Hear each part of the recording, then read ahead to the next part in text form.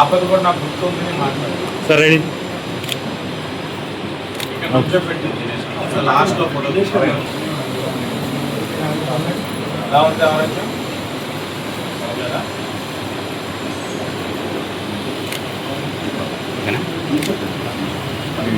ప్రసాద్ ఆనంద్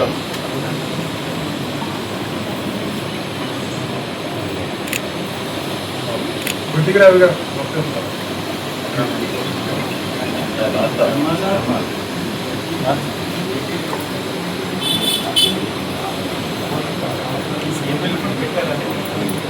వాడి sports student బయట ఉన్నాం.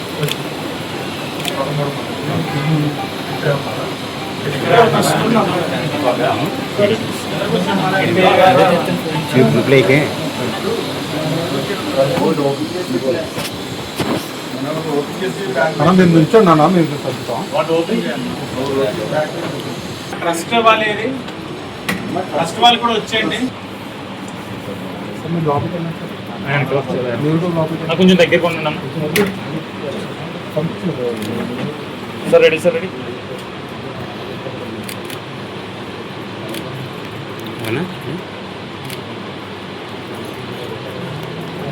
ఓకేనా? ఎవరితో చూసుకోండి, బాగా ఆడండి. ఓకేనా? ఇది ఎవరిది షూ? ఇది ఎవరి సైజు? ఆ బ్యాగ్లో పెట్టేసి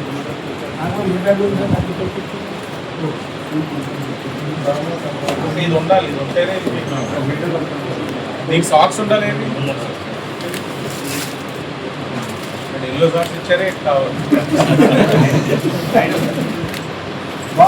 బాలా గాలి కొట్టాలా?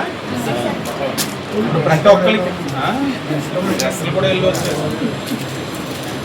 మళ్ళీ వెంటనే చూసారా కావాలి ఫుట్బాల్ ప్లేయర్స్ కూడా ఎల్లో చేస్తారంటారు. దీంట్లో గాలి కొట్టాలి. స్టేట్ మొత్తం కోచ్ మీరు రాలేదు ఫోటోలో వచ్చావా? వాళ్ళు అందరికీ 12 ఎంతమంది? 13 మందికి కిట్స్ ఉన్నాయి. ఆ సైజెస్ ఏంటో చూసుకుని జాగ్రత్తగా అందరినీ రేపటి నుంచే ఆడించండి జాగ్రత్త. ఓకేనా? హ్యాపీ? మాట ఇచ్చాను, మీకు చేస్తాను, కానీ మీరు బాగా ఆడాలి. Thank you.